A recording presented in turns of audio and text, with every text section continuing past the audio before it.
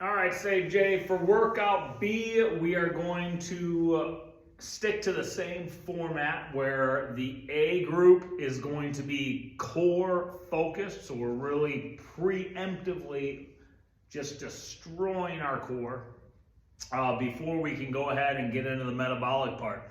So first things first, we're going to go back to our plank position to kick things off here. Remember what I said about planks in workout A. If your core is a little sore from our earlier workouts, you might need to use this too. But just remember, I would rather have your hips too high up in the air than too low. So we're going to do plank step outs here. So I'm going to actually face you here. What you're going to do is you're going to get in plank position and you are going to step out each leg as wide as you can. The wider you step, the more pull it's going to have on your obliques, which is exactly what we're going for. And we are going to, once we bring our legs back in, you want to wait for about 1 second before you go ahead and step out the next way. That pause is going to make sure that we're not going so fast that our abs lose contraction. We want to make sure our abs stay nice and tight the entire time. Excuse me. If you go too fast side to side, it stops becoming an ab exercise and it starts being all hips and shoulders that are doing the work. And we want to negate that. Our hips and shoulders are going to do something, but we want to make sure our abs are taking on the brunt of the action here. So plank position, excuse me. I'm going to just get myself all situated here. Plank position, nice and tight, and we're going to step out as wide as we can. Bring it back in, pause for a quick second, step out the other direction, try not to kick anything. And again, nice and controlled.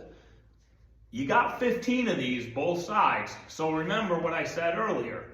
If you need to take a little breather, if you need to get yourself out of plank position after like 7 or 8, kind of shake things out a little bit, take a couple deep breathers and get back into it, that's perfectly fine. Just make sure you get all 15 before you move it on down the line. Go ahead and flip on your back for these. Again, we have another so-called crunch, but again, we're going to focus on where our hands are, and that's going to do our movement. So, froggy style, I don't know why they call it that. This is more like, but I guess you can't really figure a better animal to relate this to. You want the soles of your feet touching each other like you're doing that stretch for your groin here. We're going to go ahead and lay down so the soles of my feet are still hidden. Now again, I'm going to put my hands out just like I did for the V crunch. So my hands are almost to my knees. What I'm going to try and do is I'm going to try and slide my hands forward so that the palms of my hands cover my kneecaps. Is that actually going to happen? Who knows? But that's your goal. That's what you're trying to get. So just concentrate on sliding forward, and your body will take care of contracting your abs. So I slide forward, hold it for about 1 second at the top, and then I slide back down, relax. I'm not going super fast, I'm always under control, and I slide forward again. Just concentrate on moving those hands to and from your knees, right up and down your legs, and your form is going to be perfectly fine. PUP stands for push-up position, P-U-P, push-up position. You're going to see it a lot, so get used to it. So we're going to do a push-up position, toe tap. So your left hand is going to try and tap your right foot. Your right hand is going to try and tap your left foot. Do you actually have to touch? No. That's your goal. That's what we're aiming for. In week number 1, in our first workout, we might not be able to get it. Later on down the line, might be a lot easier. But that's what we're going for. So push-up position, and we're going to try and you kind of angle yourself just a little bit, tap your foot, and then I'm going to pause in the middle before I switch for about 1 second to make sure, again, just like on those plank step outs, I'm not going too fast. So you see how your body kind of holds itself up on the other side? And I'm going nice and controlled. Again, make sure you are controlled so your abs don't lose the tightness, the contraction. If you go too fast, it's once again all hips and shoulders, and your abs will just, they'll get out of it because you're not forcing them to stay tight. Force your body to work the way they want to, or the way that it needs to. Hollow body is another terminology that I want you to get used to because we're going to be doing a lot of exercise out of it.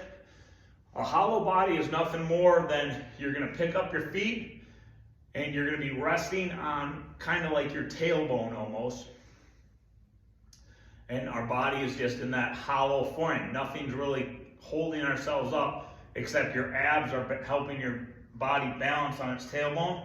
And then you're just doing scissor kicks. So we're just moving our feet up and down a little bit, not much. If you can straighten your legs, great. If you need a little bend in your knees, that's fine too. This is all abs holding myself here. So your abs will contract themselves. Again though, you don't really have to worry about speed here because as long as you stay in that position, your abs will always stay tight. So you're going 20 kicks on each side. So however you want to count it, 1, 1, 2, 2, 3, 3, or count up to 40. You're more than happy to do that. I got clients who like that. I'm an optimist. I like to think of my numbers nice and low, so I don't like counting up that. All right, here we go. We are in the B group now, which means we are about to get metabolic. First one's first, touchdown squats. So again, this entails a little bit of a jump. I'm not asking you to explode into any kind of a jump, just a little hop. So you're gonna start with your feet together. You're gonna hop your feet out so you're a little bit wider than shoulder width. Again, just kind of a comfort. It's not important exactly to the inch how wide your feet are. Now, as I go down, if you can touch the ground, which is where the touchdown part comes into play, awesome, do that. If you cannot, if you can get down to about your shins, just below your knees, that's perfectly fine too. But I'm gonna try and do this in all one motion. So I'm gonna hop out, I'm gonna go down, see how my chest is still puffed up, my butt's out, so my back is super straight. Always keep your chest puffed up when you're doing exercises like this, or truthfully anything. If your chest is puffed, it'll make sure your back is always straight. So my chest is puffed up, I get down, and then in one smooth motion, I'm gonna hop my feet back together again. So, again, you wanna keep this as smooth as you can, all in one solid motion. I am not about speed, I am about smooth. So, hop out, in. See that nice, easy bounce. Again, you're going to 20. 20 is a big number. You haven't done these before. I don't know what condition your respiratory system is in right now. Make sure that if you can't get all 20 right in a row, you give yourself a little bit of a 15, 20-second breather and get right back into it. Get 20 before you move on to B2. Push-ups with shoulder taps. So we are back down in push-up position. After every push-up, we're gonna tap our shoulders one at a time. Obviously, you can't do two at a time. It'd be very, very hard. Maybe later on down the road. So, push-up position, push-ups, tap one, tap two. Again, it doesn't matter what side you go to first. When you are tapping your shoulders, try and keep the rest of your body super still so you're not swinging yourself all over. Also, if you're not the best at push-ups, first off, no knee push-ups. That's not actually a thing. So don't let people say, oh, well, if you're not great at push-ups, start on your knees. No, that won't get you better at push-ups. That will just get you better at some kind of mutant exercise. Give yourself an elevated surface to put your hands on. Whether you need to put them on the steps of the stairs, your bed frame, whatever it is, just an elevated surface. Do your push-up on that. Still get the shoulder taps in there. You'll still get the same motion. The body mechanics are exactly the same as if you were doing them on the floor. You're just making it a little bit easier for now until you're ready to move it down to the floor. B3, alternating lateral lunges. So, start with our feet together. Doesn't matter what side you start. I'm gonna start with my left leg stepping out.